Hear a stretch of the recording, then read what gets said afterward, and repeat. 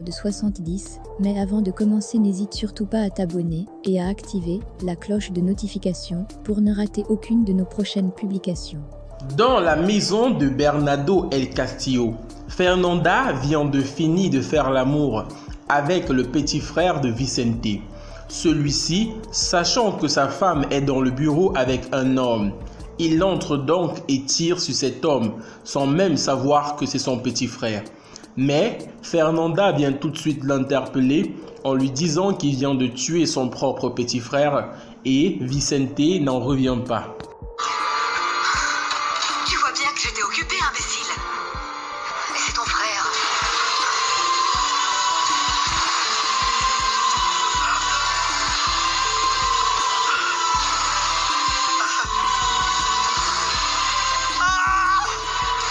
Fernanda! J'ai tué mon propre frère! J'ai tué mon propre frère! Mon petit frère, réveille-toi! Juan Marcos, qui a pris la décision de quitter de Londres, est enfin arrivé dans sa maison. Celui-ci va directement pour causer avec Angela afin de la persuader qu'il n'y a rien eu entre lui et Paola, sa belle-sœur. Entre Paola et moi, il n'y a rien. Ah non? Bah figure-toi que je ne te crois pas. Tu as tort. S'il te plaît, Angela. Tu sais combien je t'aime, ma chérie. Tu es la femme de ma vie. Ah bon. Eh bien pourtant, elle, c'est une femme vraiment magnifique, non? Et elle est amoureuse de toi. Et tu sais quoi? Quoi? Ben peut-être que tu t'es dit qu'avec tous ces kilomètres qui nous séparaient, tu pouvais bien te donner ce petit luxe-là, non? Mais enfin, de quoi est-ce que tu parles, Angela? Je t'en prie. Il ne s'est rien passé du tout avec elle. Elle est comme ma sœur. Ah bon? Oui. Espèce de menteur! Et tu sais quoi? Plutôt mourir que de me marier avec toi. Ah, c'est pas mauvais, hein? Juan Marcos, maintenant oublie-moi pour toujours. Moi, je m'en vais dès demain matin. Et je n'aurais jamais voulu que les filles aient à vivre ça, mais demain, je quitte cette maison. Et tu sais quoi? Tu sais quoi? Il n'y aura pas de mariage. Pourtant, je t'attendrai patiemment à l'église. T'as intérêt à venir, Valdez. Dans la maison de Samantha, celle-ci est en train de dîner avec le grand frère de Angela. Puis Willy arrive et celui-ci est tellement jaloux de voir sa femme Samantha en train de dîner avec un autre homme. Moi, je ferais mieux de vous laisser tous les deux. J'y vais. S'il te plaît, tiens-moi au courant de comment je dois t'appeler et de ce qui se passe avec Angela. Mais tu es le grand frère idéal. Non, sérieusement. Ça se voit que tu t'attaches très rapidement aux gens. Willy, toi, tu es un peu fou. Mais je te trouve sympa. En ce qui me concerne, je ne peux pas te dire la même chose. Mais par contre, c'est vrai, je suis content que tu partes. Salut. Tu ne pouvais pas la fermer, Guillermo del Castillo? Mais comment est-ce que t'as pu lui dire qu'on était mariés, hein? T'es cinglé ou quoi? Oui, je suis fou de toi. Il fallait bien que je lui explique très clairement ce que je suis moi dans ta vie. Allez. Oui. Non, allez, c'est bon. C'est bon, on parle plus de Miguel. Parlons de ce que tu me dois. De notre nuit de noces.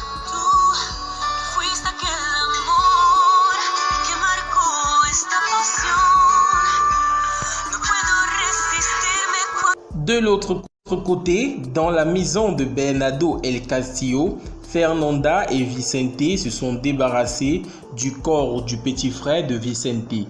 Mais celui-ci n'arrive toujours pas à se remettre du fait qu'il ait tué son propre petit frère. Vicente, on ne peut vraiment pas se permettre d'éveiller les soupçons sur nous, tu ne comprends pas? Mais c'était mon frère. C'était ma seule et unique famille, Fernanda. Mais comment j'ai pu...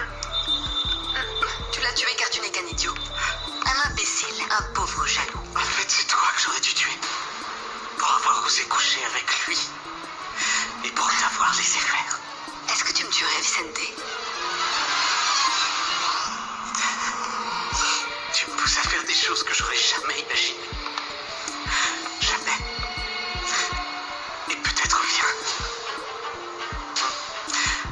Oui, peut-être que si tu me provoques trop, eh bien je finirai par te tuer.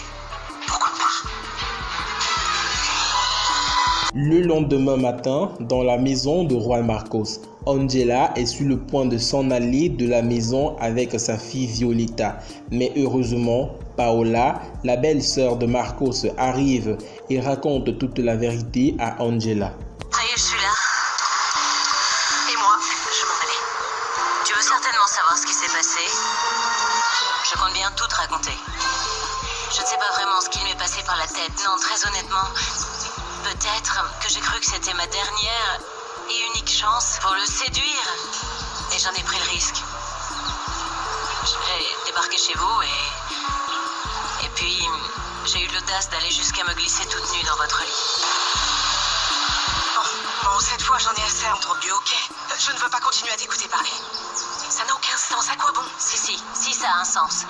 Parce que même si Juan Marcos n'a pas pu me mettre à la porte, il m'a quand même jeté hors de son lit.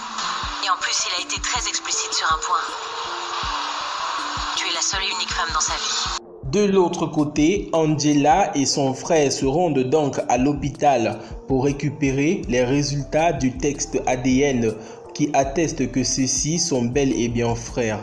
Après avoir obtenu ces résultats, ceux-ci sont encore plus fiers d'être frères et sœurs. C'est mon frère! Moi, je te l'avais dit, on est frères et sœurs. Tu savais comme je suis content que ce résultat se soit révélé positif. Moi aussi. C'est un peu comme si une partie de mon père était encore près de moi en toi. Mon cher frère. Angela, il y a un bon bout de chemin qu'on n'a pas pu faire ensemble, toi et moi. Mais ça ne fait rien, petite sœur, parce qu'il n'est jamais trop tard pour pouvoir rattraper le temps perdu.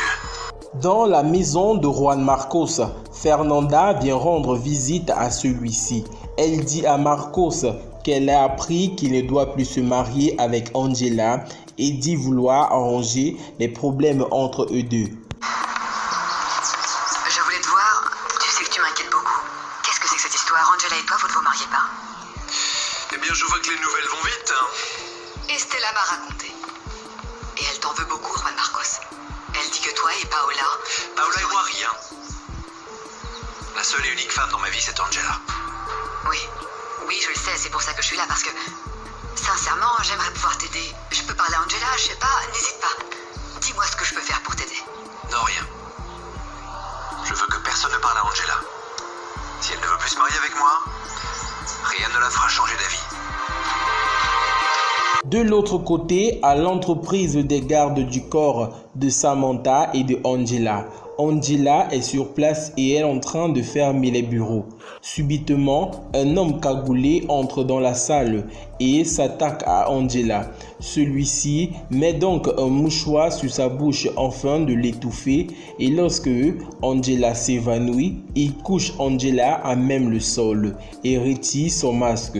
L'homme qui a donc attaqué Angela n'est personne d'autre que le soi-disant frère jumeau de Luis.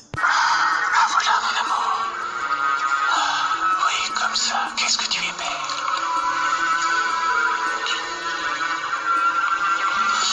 Qu'est-ce que tu sens bon. Et lorsqu'il s'endort Miguel arrivé, il se cache. Et Miguel entre donc dans la salle.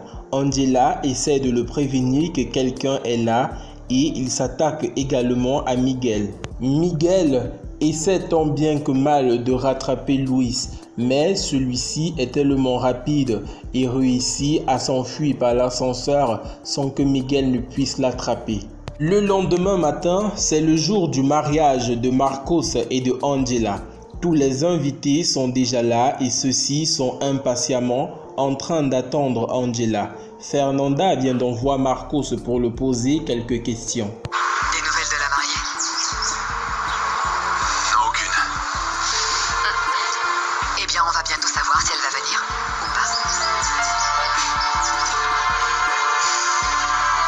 Et lorsque personne n'attendait plus l'arrivée de Angela, celle-ci fait donc son arrivée dans sa robe blanche de mariée.